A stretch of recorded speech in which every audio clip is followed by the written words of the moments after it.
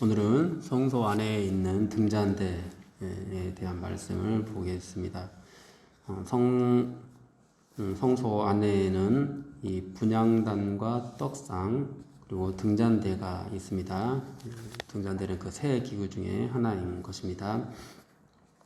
성막은 그 자체가 예수 그리스도를 예표하고 있습니다. 그리고 그 안에 있는 기구들도 각각 또 예수 그리스도를 예표하는 그런 의미들을 다 가지고 있는데요. 이 등잔대도 예수 그리스도를 의미하고 이스라엘 백성들이 예수님을 의지해서 하나님께 나아간다는 그런 그림을 이 성소 안에서 보여주고 있습니다.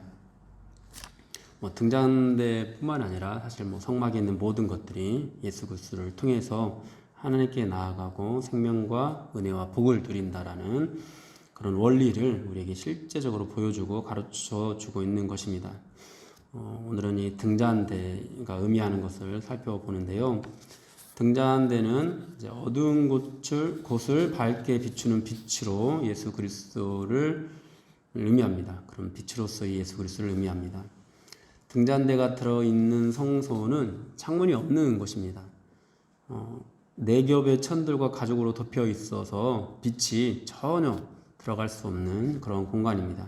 그래서 낮이라고 하더라도 이 성소 안은 굉장히 어두웠습니다. 등잔대는 이러한 어두운 공간을 밝게 비추는 그런 역할을 했습니다. 어떤 영어 성경이나 또 이 등잔대를 표현할 때 촛대라고 이렇게 칭하기도 하는 데가 있는데 이것은 잘못된 해석입니다. 이 기구는 초를 꽂아서 사용하는 그런 기구가 아니었기 때문에 기름을 부어서 불을 피우는 그런 기구였기 때문에 등잔대라고 하는 것이 이제 맞습니다. 예수님께서는 어두운 이 세상을 비추시는 그런 빛으로 이 세상에 오셨습니다. 그런데 사람들은 어두움보다 빛을 더 사랑해서 이 빛이신 예수님을 죽이고 말았습니다. 그러나 하나님께서는 이 빛을 다시 살리시고 하늘로 올리셔서 영원한 하나님의 임재 안에 거하게 하셨습니다. 그리고 예수를 믿는 자들에게 빛이 되어 주셔서 친히 빛이 되어 주셔서 하나님께 나아갈 수 있도록 해 주셨습니다. 우리는 이 빛 가운데 행함으로 하나님과 사귐이 있고 또 모든 죄에서 깨끗하게 함을 받을 수가 있습니다. 그런데 이 빛이 지금 이제 구약 시대에는 오직 성소 안에만 있습니다. 세상으로부터 숨겨져 있습니다. 이 빛은 제사장들만 볼 수 있었습니다. 그래서 제사를 드리는 제사장들만이 이 빛이 비추는 그 곳에서 하나님께 나아가는 예배를 드릴 수가 있었는데요. 구약시대와 조금 다른 의미이긴 합니다만 오늘날에도 예수 그리스도가 세상으로부터 감추어져 있습니다. 하나님께서는 우리를 하나님의 나라 그리고 왕과 같은 제사장으로 삼으신다고 하셨는데 거룩한 제사장이 된 사람들, 그러니까 하나님의 백성이 된 사람들만 이 빛을 누릴 수가 있는 것이죠. 예수님을 믿지 않으면은 이 빛을 볼 수가 없는 것입니다. 하나님께서는 이렇게 예수님을 상징하는 이 등잔대를 순금으로, 금을 입히는 도금이 아니라 순금으로 만들게 하셨습니다. 예수님의 신성, 예수님의 거룩함을 상징하는 것인데요. 이 금은요. 이 순금 한 달란트로 이것을 만들게 하셨는데 이 순금 한 달란트의 무게가 오늘날 이제 그 무게로 따지면은 34kg이라고 합니다. 가치로 따지면은 20억 원 정도가 된다고 해요. 이러한 금의 양으로 보았을 때 이 등잔대는 꽤 큰 크기로 만들어졌던 것으로 보여집니다. 아마 등잔대는 좀 높게 만들어져서 성소 안을 두루두루 비추도록 했을 것입니다. 특이한 것은 또 이 금잔대를 처 만들되 이렇게 말씀을 하고 있거든요. 순금으로 만들어지는 것, 속죄소도 이제 그런 표현이 있었는데 처 만들라고 말씀을 하십니다. 그러니까 이 등잔대는 어떤 형틀의 금을 이제 녹여서 부어서 만든 것이 아니라 일일이 이제 숙달된 장인에 의해서 내리치는 그런 작업으로 만들어졌던 것입니다. 등잔대가 또 이제 양쪽으로 세 가지씩 줄기가 가운데 있고 양쪽으로 세 가지가 나와 있었는데요. 이제 그런 것들 볼 때 균형을 맞춰야 되잖아요. 그러니까 이 장인이 이것을 만드는 이 작업이 굉장히 정교하게 그리고 세심하게 그 작업을 해야 했다라는 것을 우리가 알 수가 있습니다.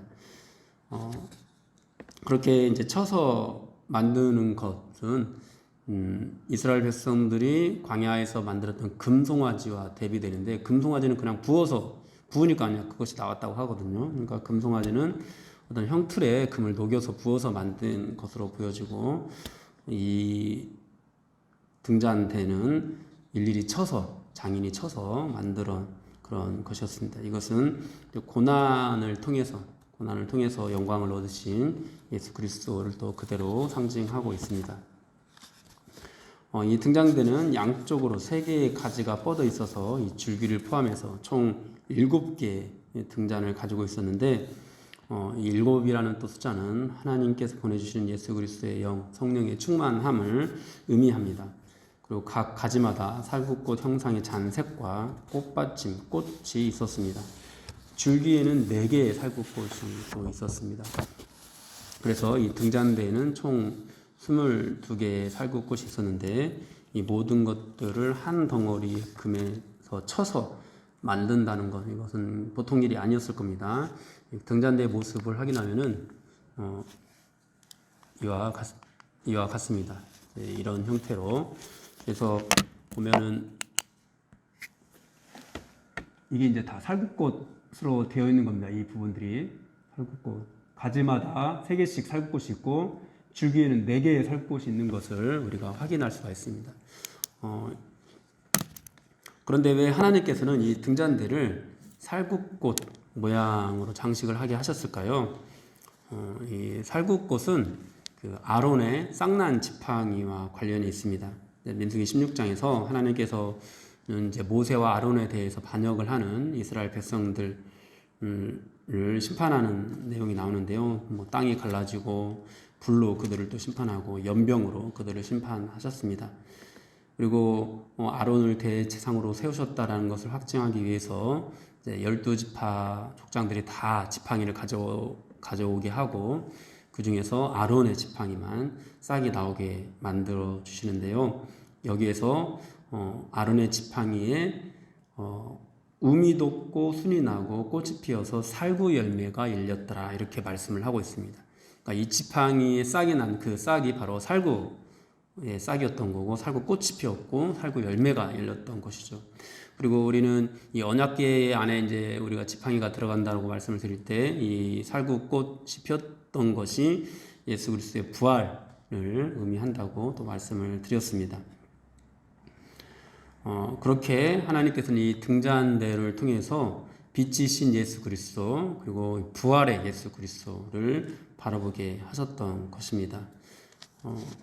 하나님께서는 이 그리스도를 통해서 우리에게 이 빛이신 예수 그리스도, 그리고 부활의 예수 그리스도를 통해서 이 생명을 불어넣어 주시는 그런 은혜를 보게 하신 거죠.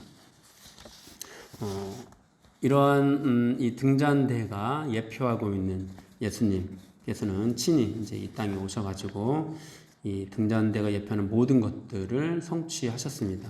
예수님께서는 빛으로 이 세상에 오셨습니다. 그리고 이 빛을 따르는 자는 생명을 얻게 됩니다.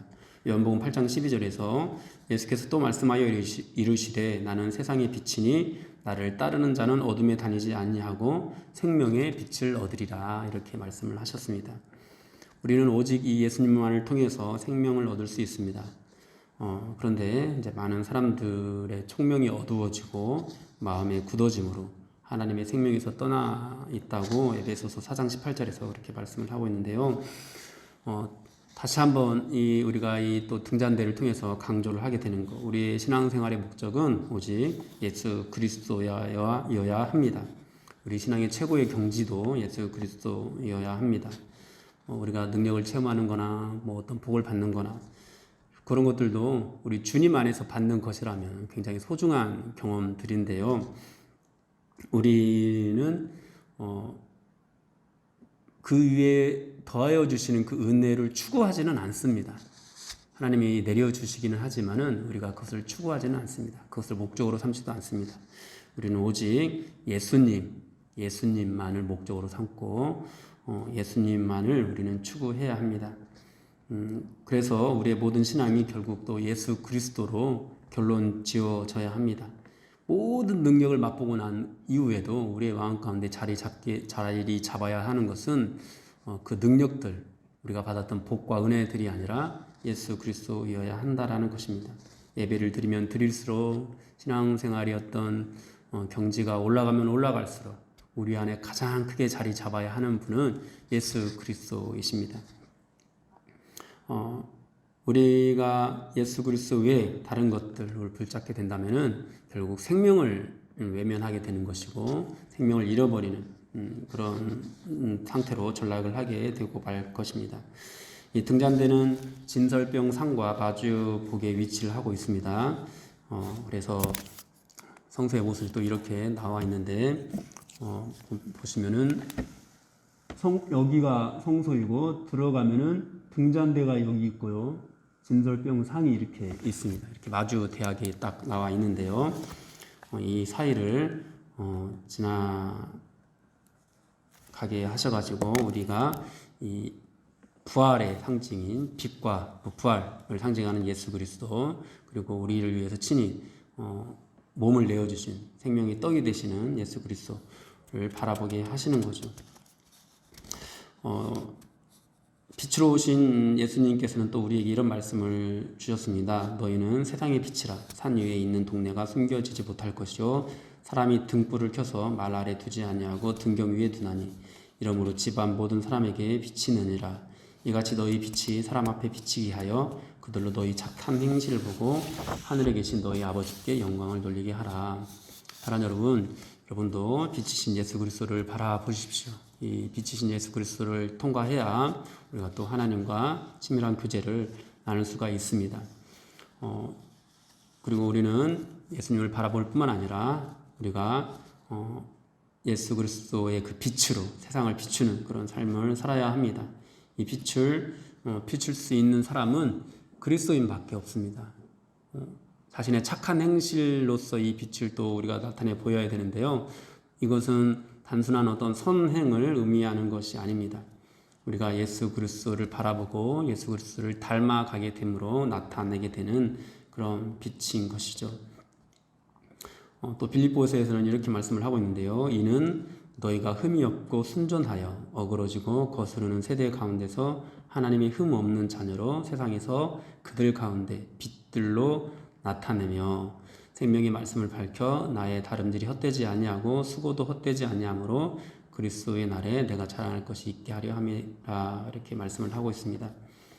어그러지고 거스르는 세대 가운데서 빛으로 살라고 말씀을 하시고 생명의 말씀을 밝히라고 이렇게 말씀을 하고 있습니다.